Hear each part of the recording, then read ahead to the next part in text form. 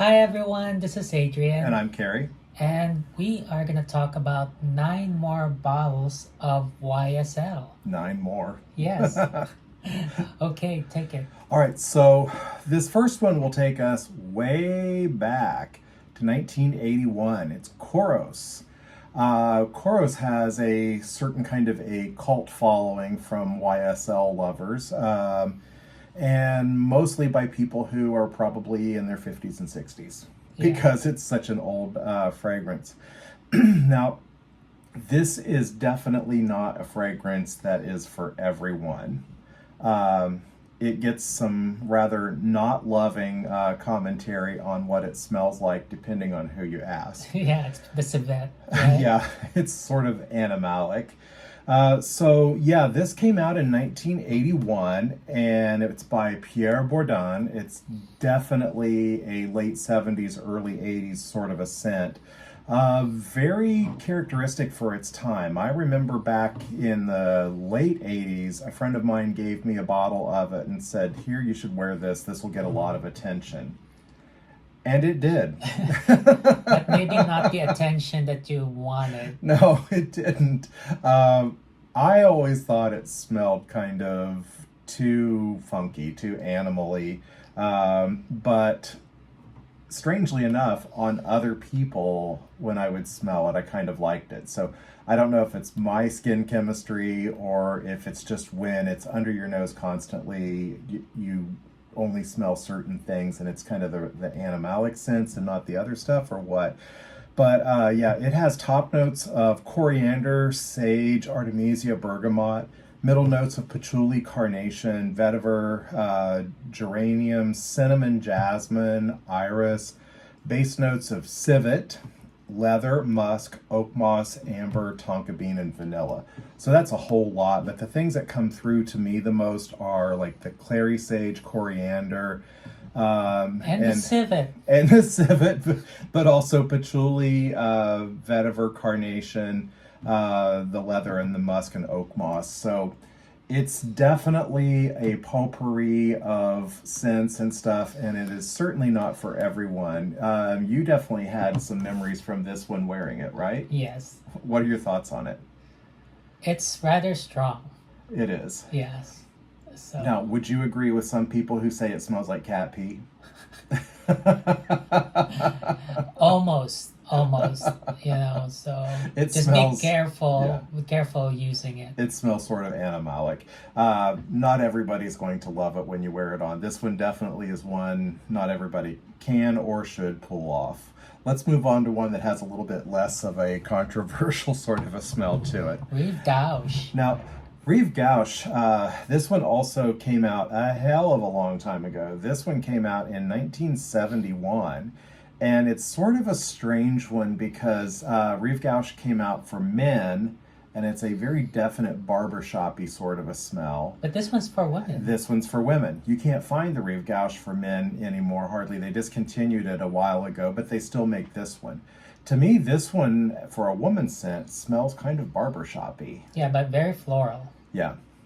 So tell me about, you wore this one and you kind of have some good memories of it, or strong memories of it, I should say. Yeah, it's also strong, and it's very floral, like white floral scent. Yeah.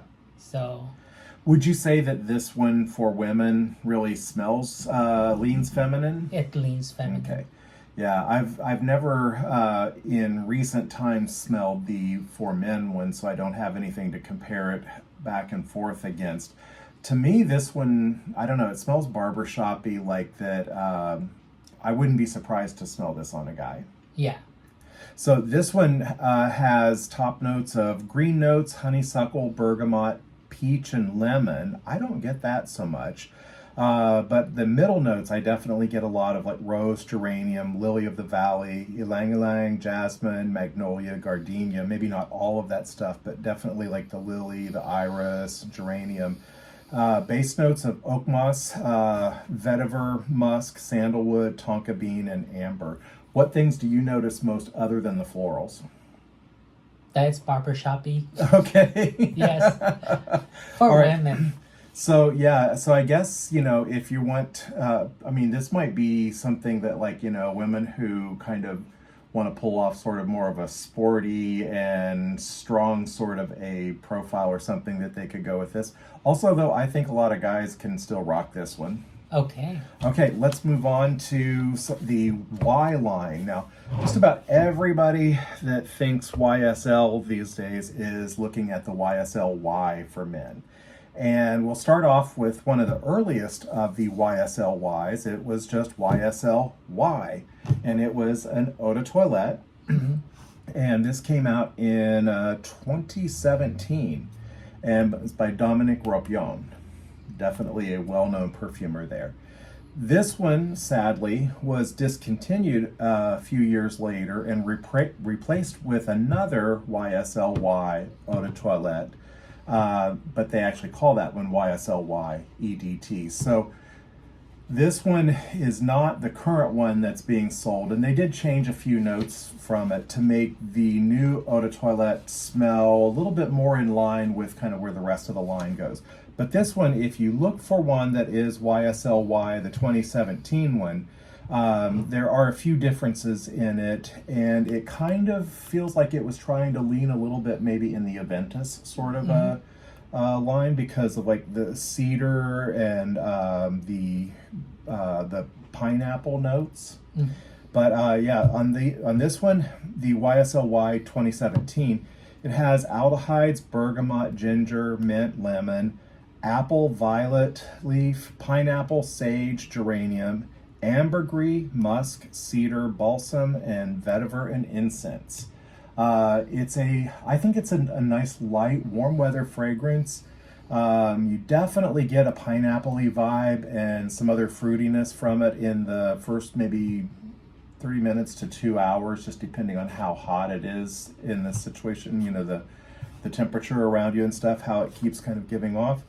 But it is a sort of a light fragrance that I think that it dies down more to the base notes and stuff after about 2-3 hours, and pretty much is a skin scent by around 4 hours plus. Do you have any special memories of this one when you were wearing it? Well, they smell kind of soapy, the Y, like perfumes. So it does kind of have like a shower gel kind of smell. Clean, nothing offensive about it at all. You'd have a hard time finding anybody that would not like this, except somebody who just doesn't like fragrance in general. So let's move on to the next one. Now this is the one everybody knows, YSL Y Eau de Parfum. This one came out in 2018, just a year later from the first one. And this one is pretty famous for its top notes of apple, ginger, and bergamot. And then it has some of the more characteristic Y DNA, sage, juniper, geranium, amber, tonka, cedar, vetiver, and olibanum. Now this one pretty much is like an all-purpose type of a blue fragrance. It's hard to think of a situation where this one wouldn't be appropriate. What was your thoughts when you were wearing this one? Did you like it? Yeah, I like it. It's like all the Ys, they smell like shower gel. Yeah, very clean, kind of soapy, a little fruity, very uplifting sort of smell.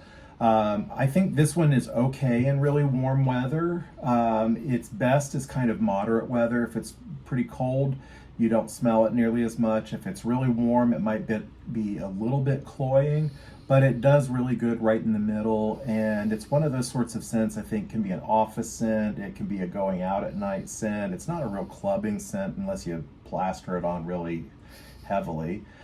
But it is one I think that, it probably needs more than just 1 or 2 sprays to really do its justice and stuff. I've seen some people say 2 sprays is enough. I think like 6 or 8 sprays is enough. Yeah. But that's me. So then we'll move on to, this one actually is a very recent one. This is YSL Y Eau de Parfum Intense. So I'm really not sure what's the intense part about it, except that they kind of pumped up the lavender, vetiver, and patchouli in it maybe.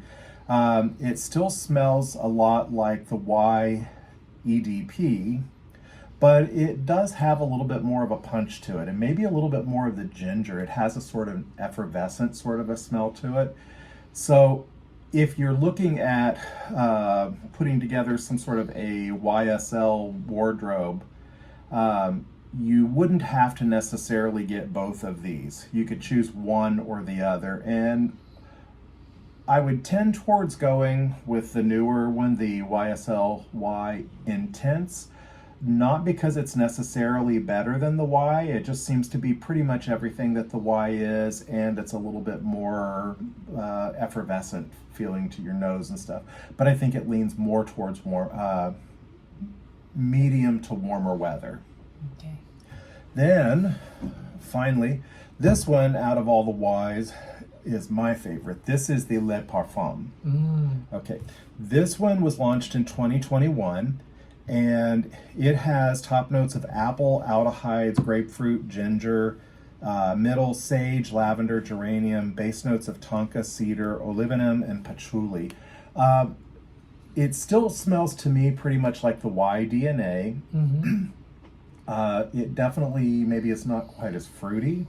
More soapy. Right. And it also has a sweeter, kind of a close to the body sort of a profile to it. I like it the most of all the Ys, just because it's really elegant, and I like the overall scent profile. It just feels really well balanced, but it probably is not one that's the most all-purpose. So if you had to pick just one, I would go back and say, go to the Y Intense. And if you want one, if you're going to get a couple, get the Intense and then the Le Parfum in the dark bottle, which is a huge fingerprint magnet. Actually, all the bottles seem to be very big fingerprint magnets. Okay. Now, on to another very special line. This is the YSL Les Vestiaires de Parfums Collection Couture. So this is basically, it's a high-end, kind of like a niche line of the YSLs, and this is called their Wardrobe Couture Collection. They started in, I think it was 2015, with a set of the Wardrobe or Les Vestiaires collection with I think about 5 fragrances. One of them was Tuxedo, which is still very, very popular on the high-end fragrance market. And they dedicated them to more or less kind of like different things that were like fabrics and stuff that they used with a lot in their lines and stuff.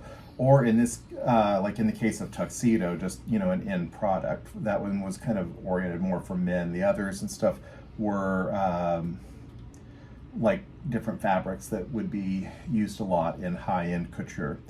Well, moving on along from that, they eventually, a few years later, in 2017, came out with this line, the Edition Couture. And YSL has several old buildings in Paris that they use for some of their studios and different things in their fashion and fragrance lines. And these buildings are all probably at least 300 or 400 years old. And they decided to make a line that paid homage to these like old buildings and stuff. If a scent could represent like the history of a building or something, that's what these were supposed to do. So we'll start out with this one, number 6. And the numbers actually are part of the name and stuff. They're not a specific number like Chanel number 5 or something. They're part of an address, and the address is the actual building that they're referring to. Number 6, Saint Sulpicee, is an amber spicy fragrance. It's unisex, and it was launched in 2017, and it was by Carlos Benaim. The notes in this are labdanum, tonka, leather, saffron, lavender, and bergamot. Definitely leathery. Yeah.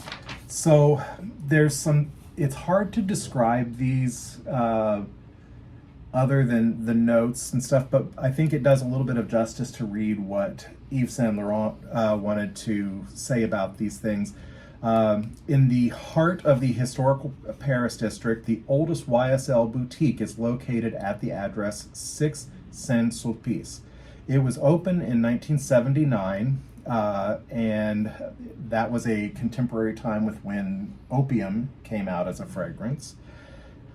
This place continues to offer new collections by YSL. The perfumer Carlos Benaim intended to reflect the impressive look of the boutique's black and white sort of look. So he put tarry leather in the spotlight, backlights it with smoky labdaman, rich in woody and nutty nuances, and reminding of the comfort of the historic boutique. If you like Arabian perfumery reworked in a European style, you will probably like this. Yeah. That's according to YSL. And I paraphrased a few things there and stuff because it got pretty wordy. So now moving on to my personal favorite in this line, and this is the one that kicked off my interest in this line.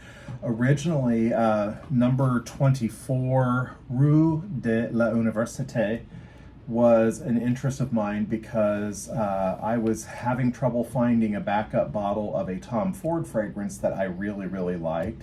And I wanted also to find something else kind of like that, which was Ebene Fume. And I found some references to this perfume on base notes.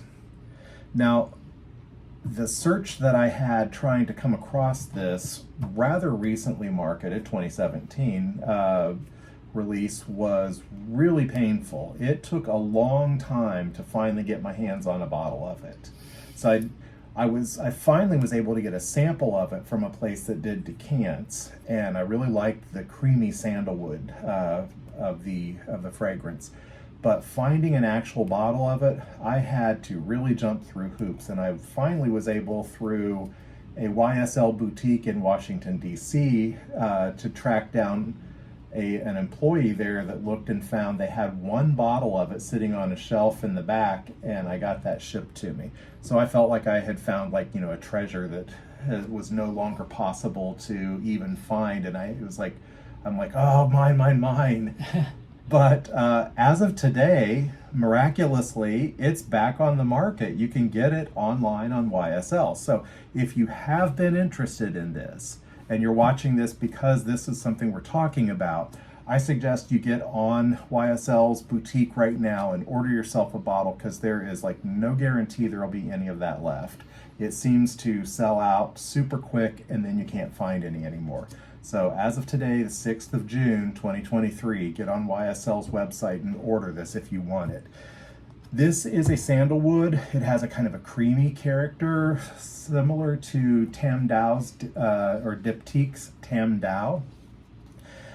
It's highlighted with cypriol to give it a kind of a little bit of a dryness to it, so that the sandalwood doesn't smell oily like an essential oil. And it has a calm character, and it's very meditative.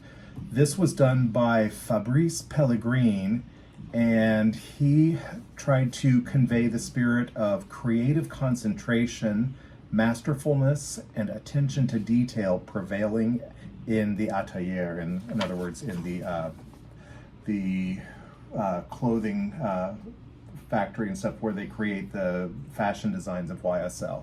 This also was done in 2017. The actual notes are sandalwood. They call it dime, but it's a type of a leather. Incense, cedar, cypriol, and nagarmotha. What were your thoughts on this one? This one was the one that you liked the most out of this collection, right? Yeah, it smells like chocolate nutty for me. It does have a kind of a creamy, sort of maybe a nutty smell, sort of almost like hazelnut, but kind of not like right in your face hazelnut. Yeah. Sort of like maybe somebody had some hazelnut something that was in the room and you can still smell it. But definitely, yeah, this one is a real masterpiece if you like sort of a creamy sandalwood. Okay, and then the last one, 37 Bellechasse. It's an amber woody fragrance. This was a 2017 also by Cécile Maton and Julie Massey. Notes are iris root, oud, incense, benzoin, and musk. Did you have any special memories of this one? How did this one? Powdery and oudy. Yeah, definitely there's the feel of oud in here, and that's not a big note for YSL. I don't remember oud being much of a thing in YSL. They did a little bit with it, like with M7, but not so much in a lot of other things.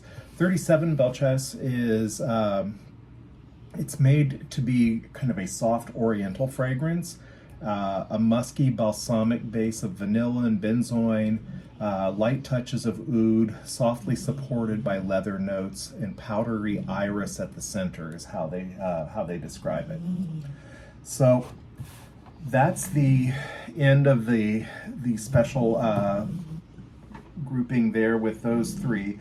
If you are interested in getting any of those, the number 6, number 24, or number 37, I would say get online, go to YSL right now and order them. Don't wait around, because in the past I've always found that when they're in stock, they're not in stock for long, and these sort of have a cult following. So if you're wanting to add it to your collection and you can't add all three of them at once because it's pretty expensive, pick the one that sounds best to you and grab that. 24 seems to be off the market more than the others, so if you're leaning towards that one, grab it now. Anything to add in? Nope. I mean, that's it for 9 more bottles of YSL, and we're gonna move on to another line. Yeah. Next episode. So see you guys. Bye bye. Thanks.